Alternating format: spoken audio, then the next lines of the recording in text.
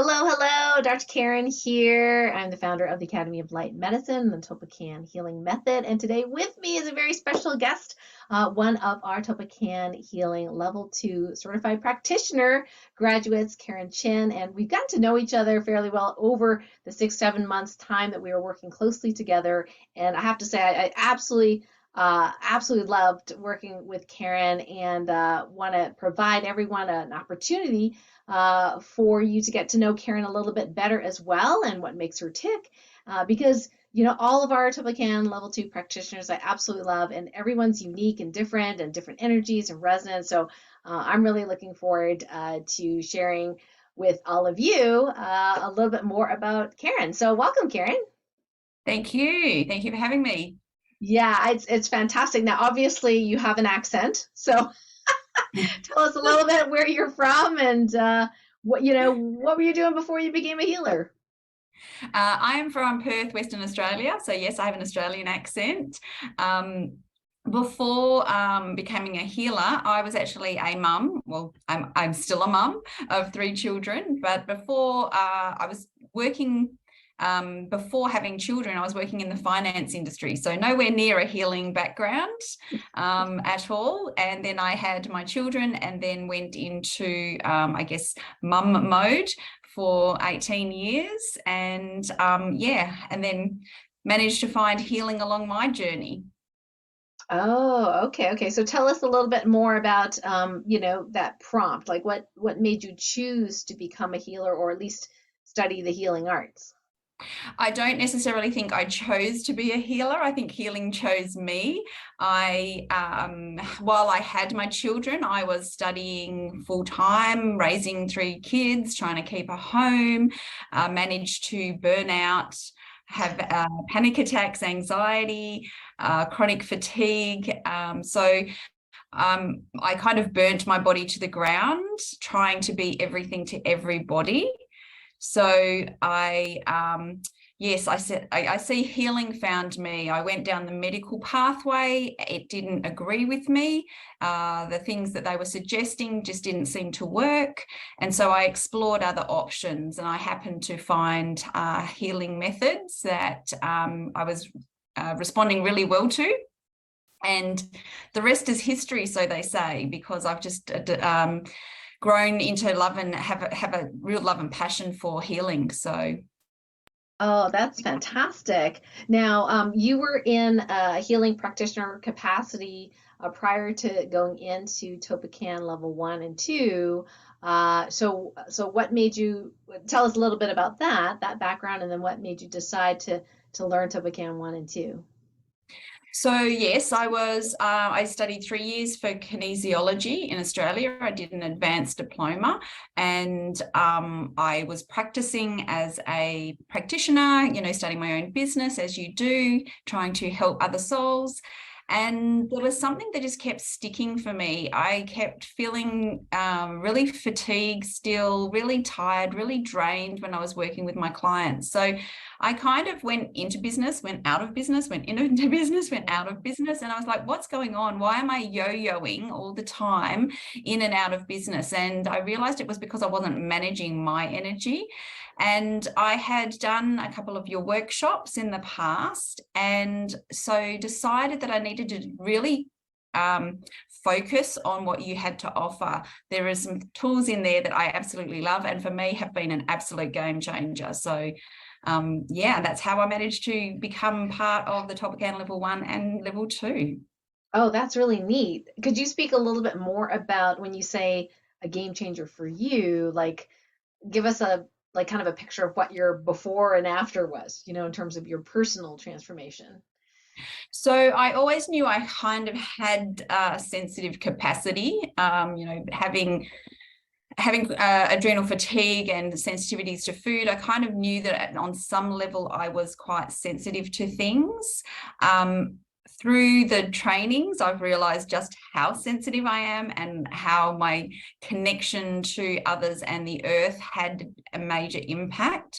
So for me, it was a really big eye-opener to be able to have some tools and direction to harness my gifts that I see now and be able to work with them as opposed to having them work against me. Oh, I see, I see. So you were talking before about, being overly sensitive, like maybe, some symptoms and fatigue. So how did those shift or change? They shifted and changed, I think, generally just through all the healing work that I've done over the years.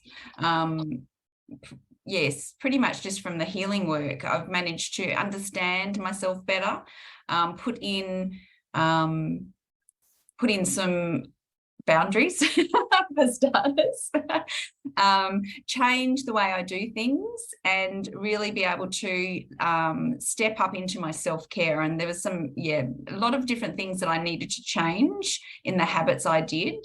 But I see the healing tools that I've used as being a major contributor to the changes that have happened for me in my life. I wouldn't be without it, I don't think, now. I don't know where I Mm. would be personally. Yeah, it sounds like your personal transformation is like you really took whatever you learned and you applied it. So you did a lot of self-healing. Is that right? Absolutely. Absolutely. Yes. And so what about, your symptoms? How are they now? Do you still have symptoms or much Uh, better?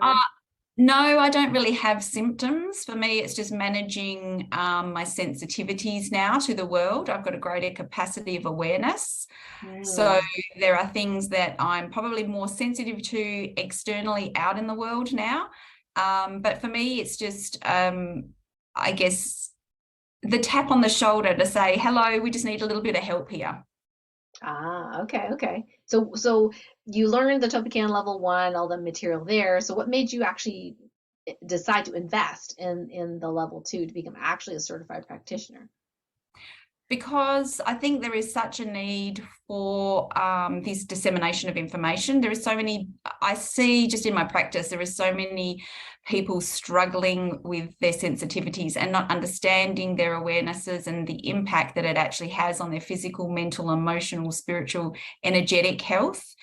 And I found that the more I was working with people, the more these things were coming up, and they were like, well, how do you do it? How do you do it? What have you done? How do you manage through crises to still remain grounded and centered? And I had to just say, it's the tools I use, and I wouldn't be without them. So for me, it was like a no-brainer. I really had to be able to learn that so that I can actually be able to share that with others.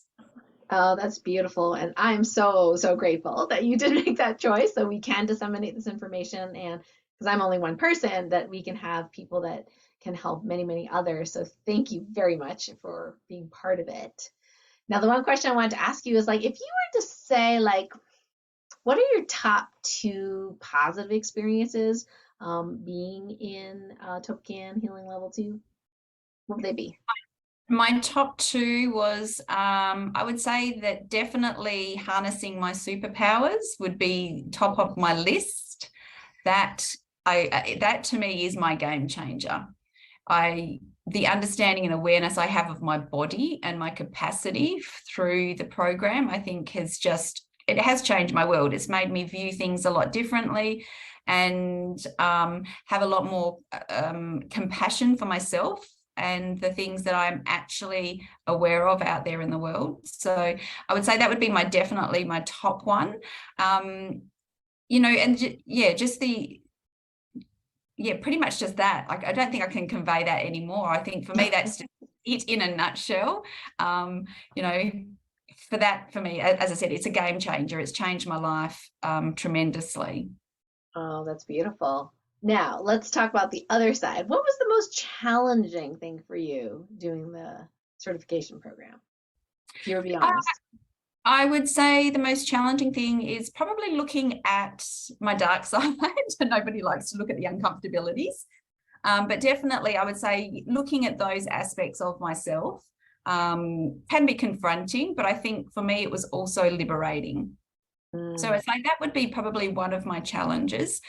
The other one I would just say, for me, being on the opposite end of the world, my challenge was a challenge of time and time difference, because I would have loved to be there in person, to be able to soak up everything, to be able to jump on all the podcasts live every time. And so yeah, there was a little bit of jealousy there to my other colleagues who could be there live all the time, but you know, that's just a minor thing, really. Well, that being said, I mean, you pretty much were there at every single training. So, I mean, that's pretty impressive given the time difference. Yes. Yeah, I've yeah, learned to get up fantastic. early. Yeah. So, I would love to hear a favorite or maybe two, any case studies from you helping someone with Topican healing. Do you have any that come to mind?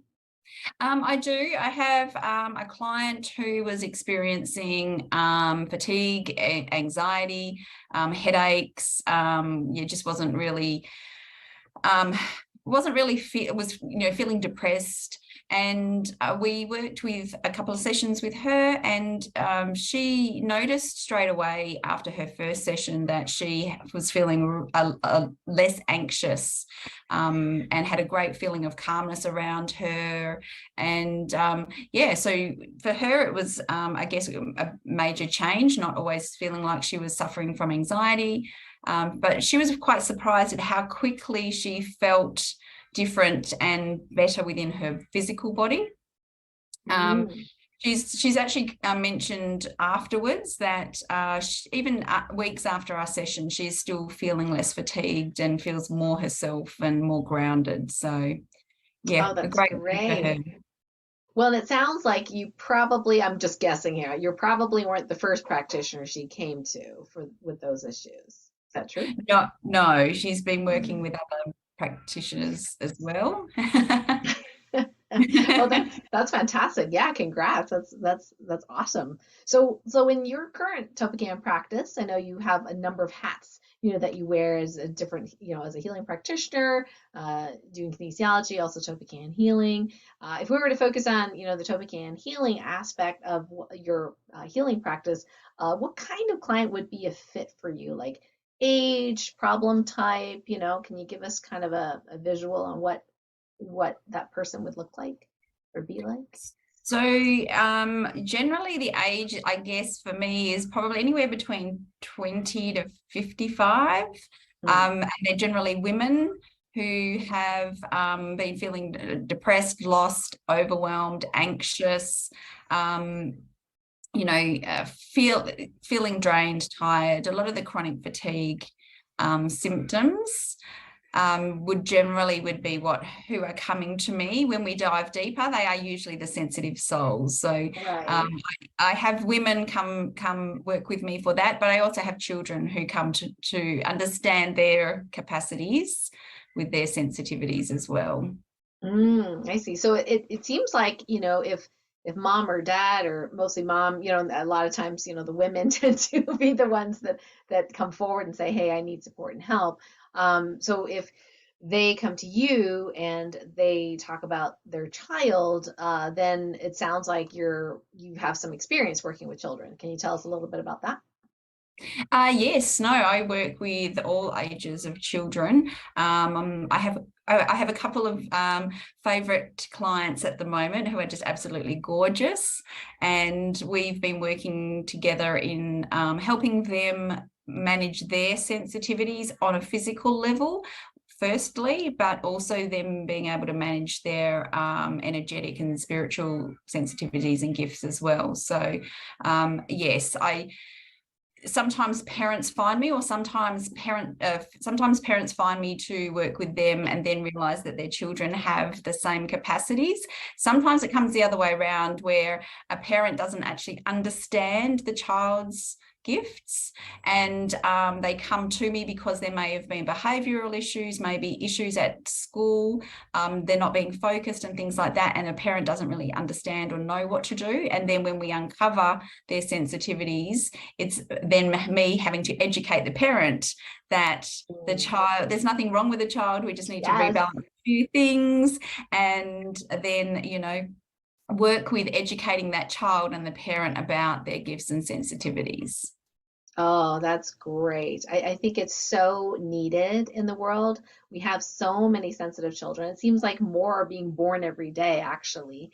And if their parents are not aware, as you know, of how sensitivity can affect them, they go to school. There's like all this, computers and electromagnetic radiation and pollution really in the room, all this stress, and then, who knows what they're feeding them these days, in school and colorings. And like there seems to be just more and more and more of a toxic burden for our children. And if parents don't get that education from someone, they're not going to read it in the newspaper, right? I mean, it's just not a common thing that they talk about. And so it's great that you have that ability and willingness to work with both the parents and the child, if necessary, so that both can be educated and can shift. And I've seen my practice when I was a holistic medical doctor, even just small, seemingly subtle changes in based on education, things like that, whether that be EMF mitigation or a little bit of energy healing or something like that, can make such a huge difference for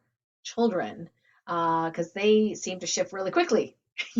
Have you noticed that as well, like how quickly they can shift once they get the right Oh, energy? absolutely. Absolutely. I find children probably easier to work with sometimes than adults because children really have no point of view or no judgment about, the modalities, what's going on. They just sense and feel, and, they're a sponge. They're in a classroom soaking up, in some cases, 30 odd different energies from other different children. So I find, working with children is actually, they do move and shift fairly quickly because they don't hold on to stuff like we do as adults. So Mm. things do work a lot faster for them. Oh, yeah, very cool. So, if someone was interested in learning more about what you do, or whether it's a fit working with you, what would their next step be? So they can definitely have a look on the booking page, or book a discovery call with me, and we can have like a 30-minute discovery chat where we just undertake a short little mini assessment, and we can discuss what I do and see if that's a fit for them. So just a booking, a quick 30-minute discovery call. Great, yes. And so we're going to put that discovery call link near this video so people will have access to that. And if they wanted to connect with you, either social media, I mean, do you do any of that? Like where would they go for something like that? So I'm currently running a community group, a Living Your Light community on Facebook. So they are more than welcome to invite themselves into the group, and I share a lot of tools. We talk a lot about our gifts. We talk a lot about helping sensitive souls being able to navigate that. They can ask questions, so they're more than welcome to reach out there. I am also on Facebook under Karen Chin, so they can also text me personally and then get a link to the group. Oh, that's great. So it's Living Your Light. That's the name of the Facebook group. Yes. Oh, that's a great name.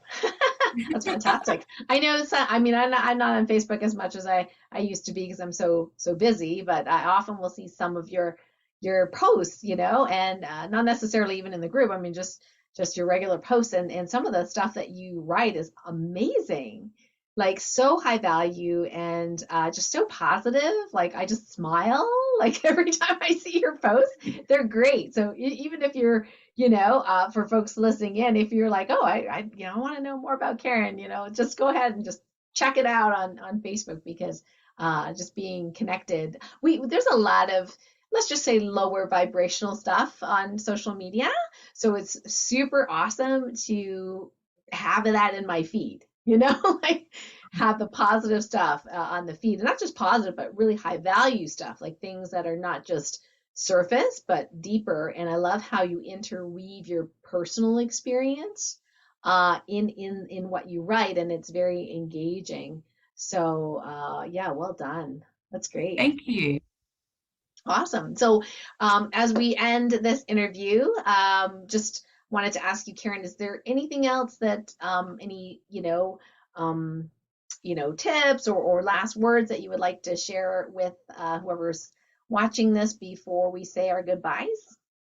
What I would like to share though is really just to convey to everybody that, if you're going through anxiety, feeling panic, adrenal fatigue, whatever you're going through in life, you are actually not alone. There is generally somebody else who's been through something of the same ilk or going through something. So, it can often feel overwhelming in the midst of the healing journey. And it is always great to enlist support of somebody or anybody who can understand that journey and have the tools to support the process. So, yeah, I think for me, I know on my journey, I thought I could do it all by myself.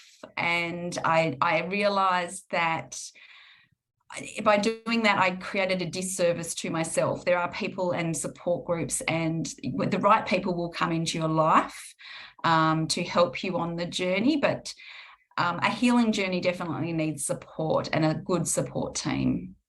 Yeah, that is fantastic advice. Because I pretty much was like a lone wolf as well, and felt really alone and isolated. And like you said, like once you are able to ask for support and even believe that we can receive it, right? Because sometimes we don't believe it, so we don't ask.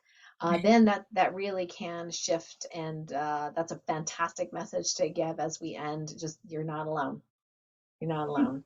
That's huge. So thank you so much, Karen, No, for thank being you. here today. Yeah, my pleasure. Yes. And then just so for everyone watching, we're going to post the links to Karen's discovery interview as well as to her awesome Facebook group below this video, so you can check it out there and get to know Karen a little bit more. Thanks again. Bye, everyone. Thank you. Bye.